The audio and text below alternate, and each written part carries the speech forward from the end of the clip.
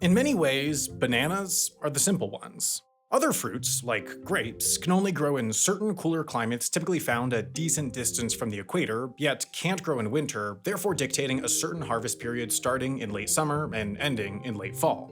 This makes extending availability year-round challenging. Other fruit is just inherently seasonal, like apples. In addition to also requiring moderate enough temperatures during their growing season, apple trees need cold winter weather to stimulate flower buds. They need to grow in places with distinct seasons, so they always harvest in fall, once again making year-round supply unnatural. Bananas, though, they're easy.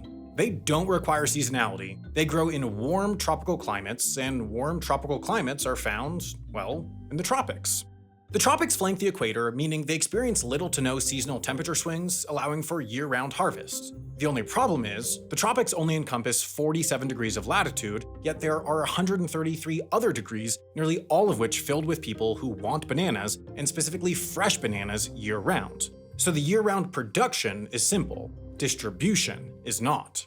Each week, all the banana plantations in Ecuador contracted to distribute with Dole start their harvest on Tuesday or Wednesday. Dole doesn't do much growing itself in the country. Most of it is done by thousands of small to mid-sized independent plantations. Teams of 2 bananeros head out into the fields and find fully grown bunches. One cuts the stem with a machete, the other grabs it and places it onto their shoulder. They carry it to a nearby cableway system that stretches all throughout the plantation, then insert foam padding between the banana hands for protection from bruising during transport. Next, a mule pulls the train of bunches down the cableway to the central packing plant. There, banana hands are cut from the bunch and tossed into a tank of soapy water for cleaning, and they're picked up by a worker on the other end who arranges them on a tray sized to roughly correspond with the number needed to fill a box. But before packing, a waxy coating is painted onto the stems. Covering the cut portion slows the plant's emission of ethylene, the hormone that ripens fruit. They specifically do not want the plant to turn yellow in transport. In fact, if a banana turns yellow in the transport process, it will be rejected from import into the US since it increases the risk of also including pests. But far before that, the bananas are packed into bags, which are packed into boxes, which are packed into a truck, which departs for the country's primary port city, Guayaquil. On Wednesdays and Thursdays and Fridays, Guayaquil streets are clogged with hundreds upon hundreds of trucks laden with Dole-branded refrigerated containers, all destined for their dedicated facility at the city's southwest corner called Banana Puerto. Now, it's quite rare for an individual exporter to operate a dedicated port facility. More often, they just contract with a major multinational container shipping company like Maersk or CMA and insert their cargo into their supply chain. But the traditional container supply chain doesn't really work for Dole, or any banana exporter for that matter. As a relatively small country, Ecuador doesn't see a ton of container ship traffic. Certainly not none, but even of the moderate amount it experiences, much of that capacity is headed to and from Asia. Rather few of the ships that call at Guayaquil are en routes to North America, meaning Dole would struggle to find frequent container capacity on this rather niche routing. And frequency, of course, matters a lot for fresh fruit export. A traditional exporter of non-perishable goods can just send a ton of product all at once when a ship happens to make the desired journey, but Dole needs a regular supply of bananas entering the US to keep shelves stocked with fresh product. And upping the challenge, bananas are shipped in refrigerated containers. While bananas don't need refrigeration, refrigeration slows the ripening process, so it's the only way to get the fruit to US ports in the required pre-ripe green state. On traditional cargo ships, though, only a small portion of the thousands upon thousands of container positions have the required hookups to power and monitor a refrigerated container, meaning Dole would have to work with just a portion of the capacity of the already limited supply.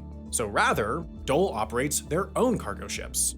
Each Friday, following the multi-day loading process, one of the 4 ships assigned to this route pulls away from the port of Guayaquil, snakes its way through the coastal estuary, and enters the open ocean. 3 days later, it arrives in Caldera, Costa Rica. Dole also sources plenty of bananas and pineapples from the country, but there's a hurdle. The vast majority of Costa Rica's container cargo goes to and from its east coast via the port of Limon. The country's largest Pacific port is that of Caldera, but this facility is comparatively tiny. It's not even equipped with traditional container cranes, making loading large volumes of cargo wildly inefficient. This undergirds a further justification for Dole's ship ownership. They have cranes built in on board, allowing them to operate to less developed ports, as are common in many of these small Latin American countries from which they source fruit. Following this stop, Dole's weekly Pacific route continues to Puerto Quetzal in Guatemala before arriving at its final destination of the port of San Diego on Sunday, 9 days after departure and no more than 12 following harvest.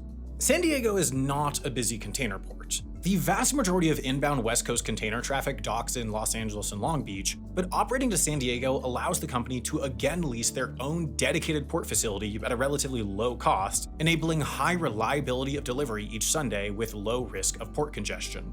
From there, the process is more conventional. The vessel begins unloading its 45 million or so pieces of fruit, and following a customs and USDA inspection, long-haul trucks come in to fetch the containers. The vast majority are headed to grocery distribution centers like this one, operated by Kroger in Las Vegas. Upon arrival, a Kroger employee takes a sample of bananas from each pallet for inspection, then sorts them into groups of similar ripeness. Next, a given batch is rolled into their ripening room where ethylene gas is pumped in to speed the process along. Once complete, distribution continues as normal. Pallets are broken down, new pallets are assembled where bananas are grouped with other food bound for each and every Kroger store.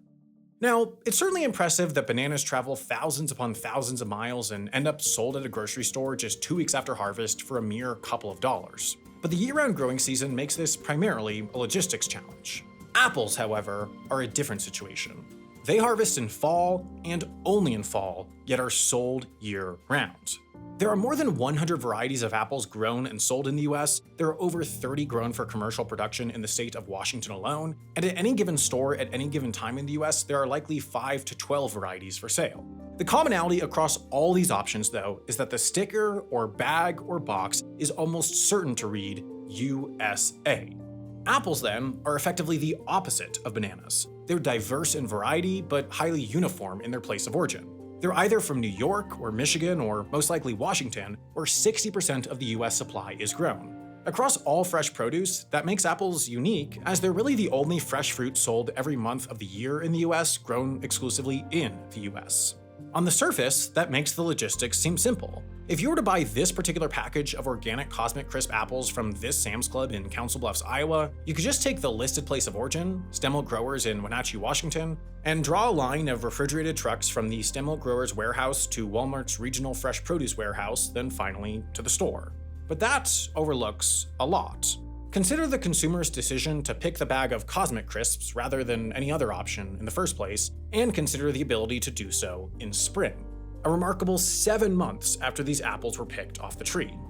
In the biggest apple state, Stem Milk Growers is one of the biggest apple growers. Not only does it operate a massive warehouse facility, it owns and farms some 10,000 acres of land around this facility, and it employs some 1,500 people year-round and some 5,000 when it comes to harvest season. It's big enough even to grow and market its own proprietary varieties and build out its own brand image across the 10 separate varieties of apples that come in Stem Milk Growers boxes and are adorned by a Stemmilt sticker. Yet, while a massive mover in the industry with its own distinct marketing, Stemmilt Growers doesn't attach any of its branding to the Cosmic Crisp because it doesn't own the Cosmic Crisp.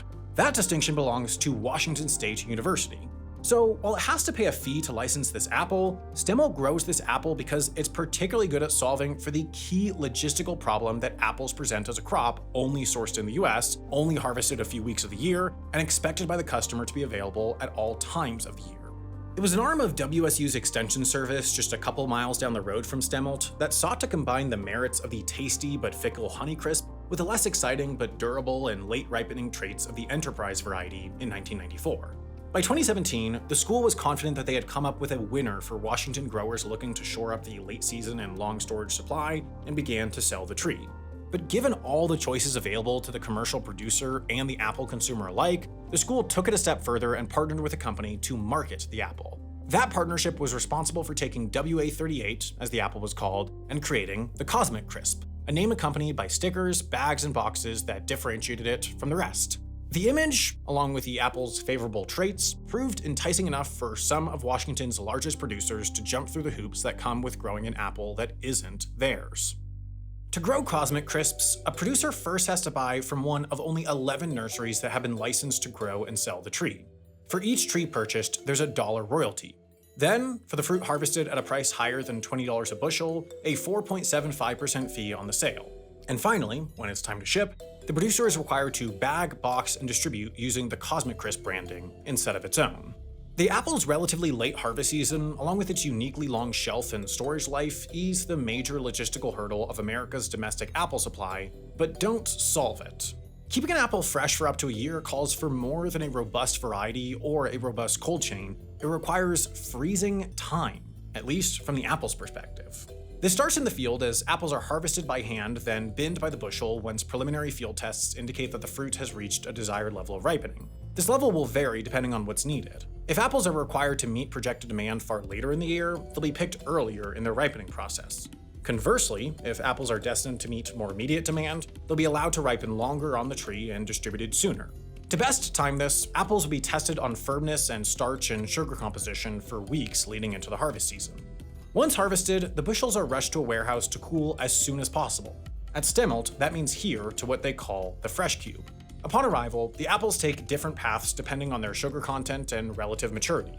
Those with high starch content are sent as quickly as possible to controlled atmosphere rooms. These cooled rooms are the sole reason that American apples are able to be sourced domestically all year round. Within them, apples are effectively put to sleep as the temperature is dropped to just above freezing, and most critically, the oxygen level and carbon dioxide level is decreased within these airtight walls to somewhere usually under 3% depending on the exact variety. This slows the apple's respiratory process to a crawl, which in turn ensures it doesn't turn starches into sugars quite yet, stalling the ripening process. Housed within these chambers for months on end, once they're demanded by the outside market, the apples are moved from the airtight walls to the refrigerated floor where they are packed and palletized. While the fresh cube is massive, stretching the length of 7 football fields, what makes it unique is its density, as all Stemmelt fruit packing is done under this roof with the help of an automated fleet of robotic pallet carriers. This allows for far more compact storage of some 13,000 pallets, 60% more carrying capacity than a manual system.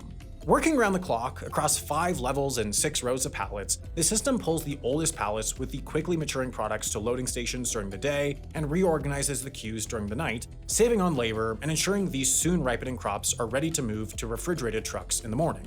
While massive, this facility isn't alone.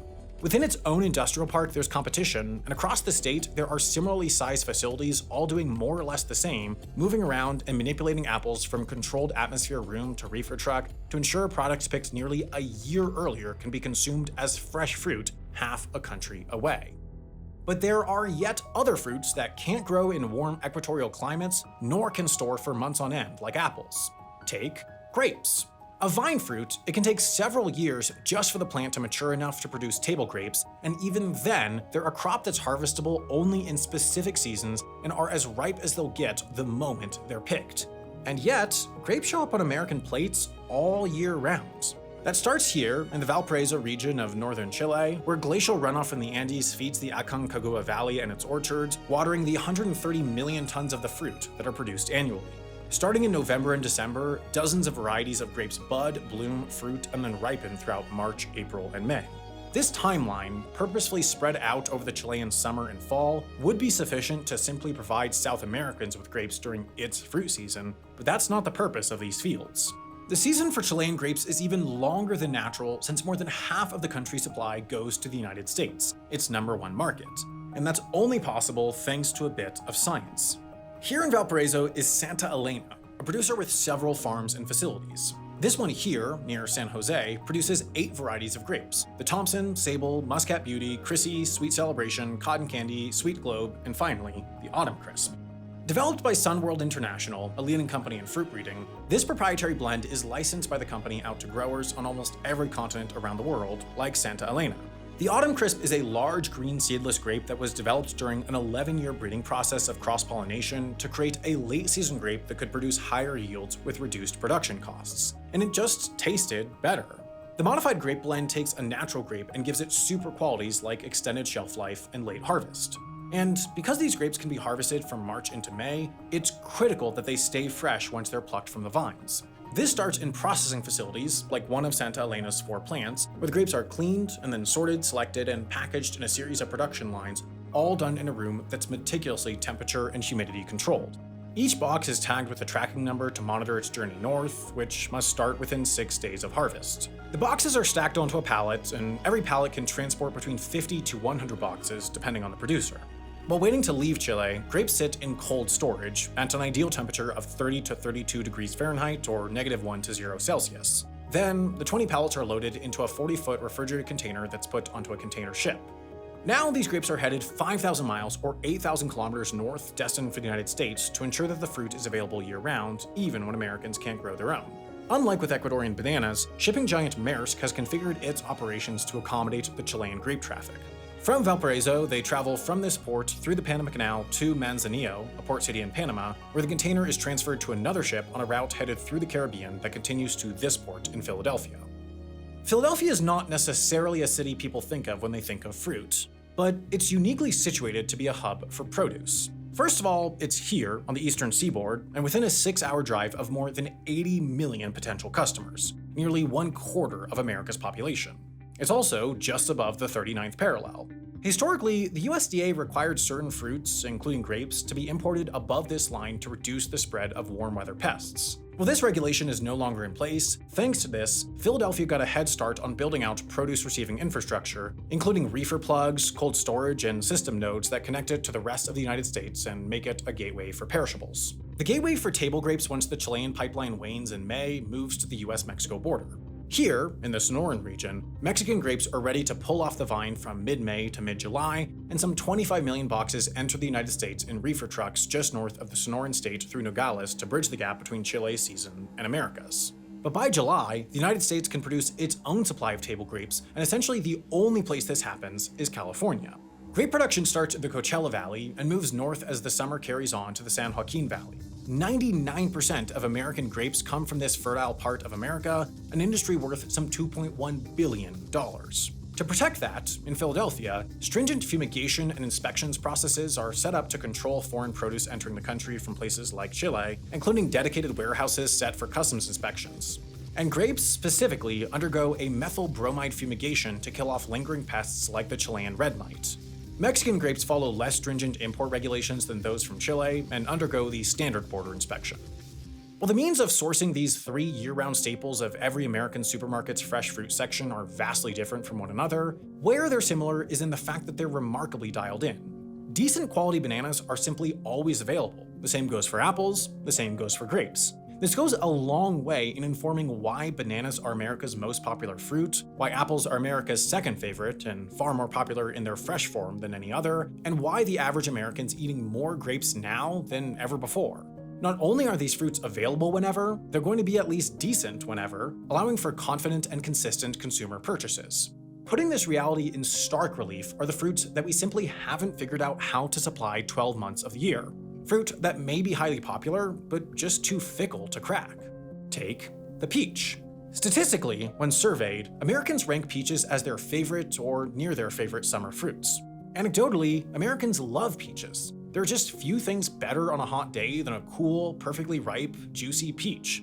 And yet, the average American eats about 1/10 the quantity of fresh peaches as they do fresh apples. More troubling for peach growers, average consumption of peaches is dropping. While more cultivars have come to production to try and solve for the difficulties of shipping them, consumers have turned away from the fruit largely on account of a lack of trust. A great peach may well be better than a great apple, but a bag of apples is bound to be more consistent than a bag of peaches. Peaches just don't last on the shelf like other fruits. Their soft flesh is easy to bruise, and their peak freshness seems difficult to predict for the consumer, so the consumer simply goes with what they know.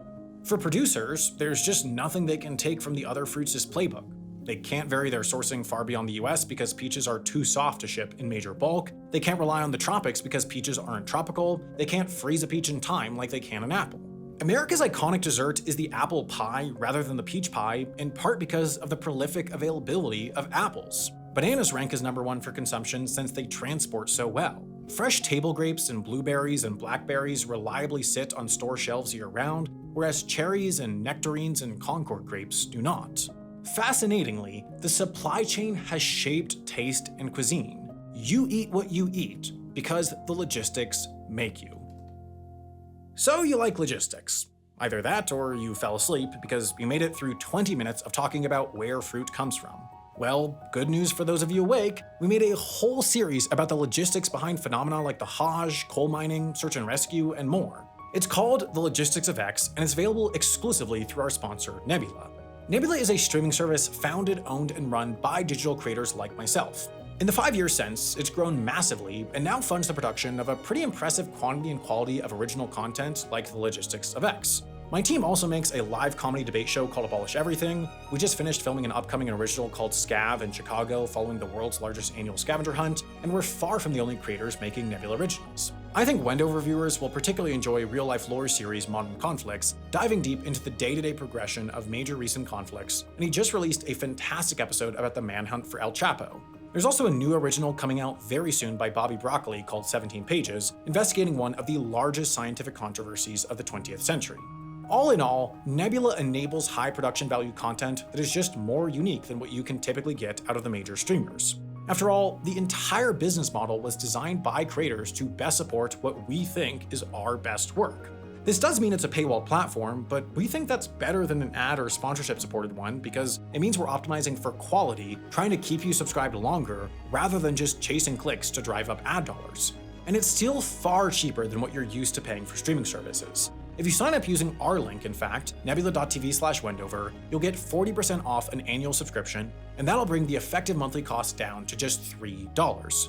You'll also be helping support Wendover and hundreds of other independent creators, so thanks in advance.